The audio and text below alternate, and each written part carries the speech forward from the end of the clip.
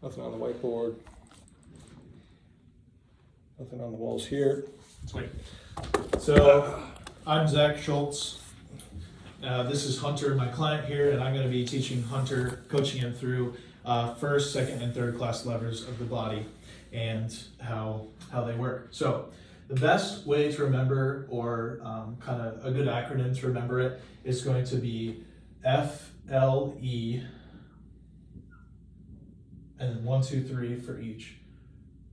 And essentially what this means is, for a first class lever, the fulcrum is going to be in the middle. So I will draw this here for you.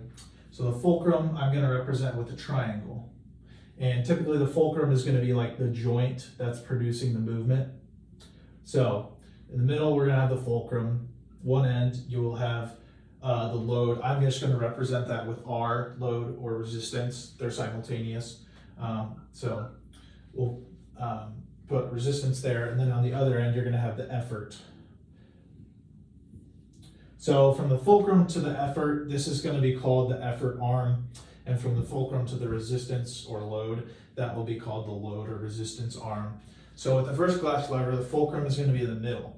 So essentially, to exemplify that with an exercise, you could put your elbow and your arm up against a wall and push against, or push yourself away from the wall.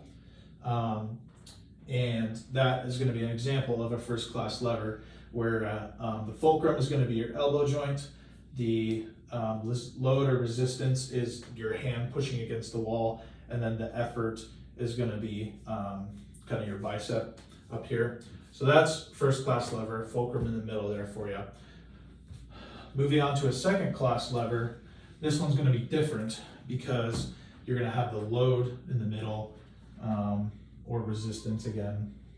So on this one you'll have the resistance or load in the middle. Then on the other end you'll have fulcrum, and then this end you will have the effort. Now there's really only one good example, really only one example of a second class lever in the body, and that's exemplified by plantar flexion. So your ankle. So the fulcrum for plantar flexion, when you are doing a calf raise, fulcrum is going to be the balls of your feet. That's where you're pushing off. The resistance or load is going to be your tibia, and then the effort arm, I should say, is going to come from your tibia and fibia. So that is a second class lever. It's the longest lever because you have from the effort to the fulcrum here. This is going to be the longest lever in the body, and again, there's really only one example of that, which is, like I said, going to be calf raise with plantar flexion. Real world application of that one would be like a wheelbarrow. So you grab the handles of the wheelbarrow and you lift it up from the fulcrum to the effort. So that's a second class lever there. And then moving on to a third class lever, this one is going to be different because the effort is in the middle for a third class.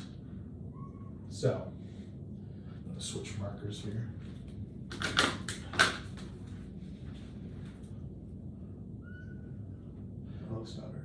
Yeah, so in the middle you have effort here for third class, you have a fulcrum on the other end, and then opposite of that is going to be the resistance or the load. So with this one, the effort arm is going to be shorter than a second class. So this is going to be, for a third class lever, you have the fulcrum on one end, effort in the middle, resistance or load on the other end. Now, a good example of a third class lever in the human body is going to be like a bicep curl exercise. So you'll have the resistance or load, which typically like a dumbbell for a bicep curl. You'll have that in your hand. The effort arm is going to be from your hand to your elbow, and then the fulcrum is going to be your bicep. So that is a bicep curl. That's an example of a third class lever. And again, the effort to fulcrum, that arm is going to be shorter than a second class lever. So you're at more of a disadvantage there.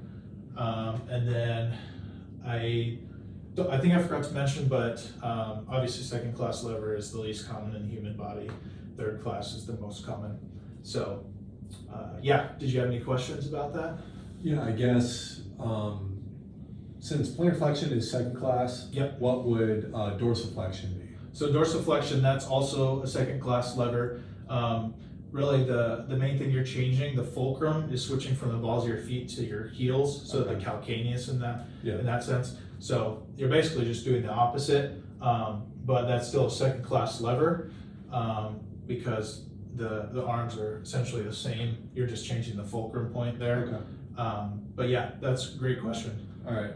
And then, do you happen to know why plantar and dorsiflexion are like some of the only second class levers in the body? Like, why would they need the most mechanical advantage? Yeah. Yeah, the reason for that mainly is because they have to resist the most force. Okay. So that second class lever, again, it's a mechanical advantage. And the reason for that is because it has to resist the most force. It's got to resist like your body weight when you're doing a calf race, but also gravity, the force of gravity pushing back down on you. So that's why a second class lever is going to be a mechanical advantage, whereas a third class lever here is going to be a mechanical disadvantage because that arm is that much shorter. So you're not able to produce as much power with a third class lever compared to a second class lever. Okay, so like with the bicep curl being the third, you don't need that mechanical advantage because you're just using external weights. Exactly. Oh, okay, that makes sense. Precisely, yep.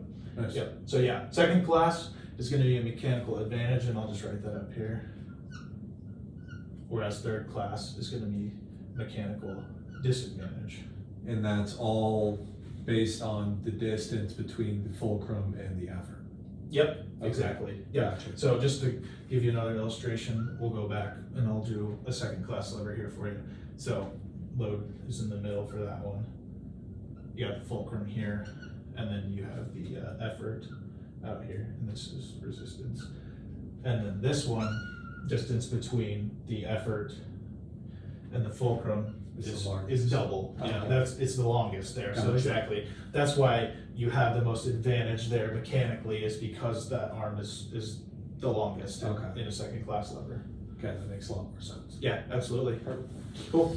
And that wraps it up.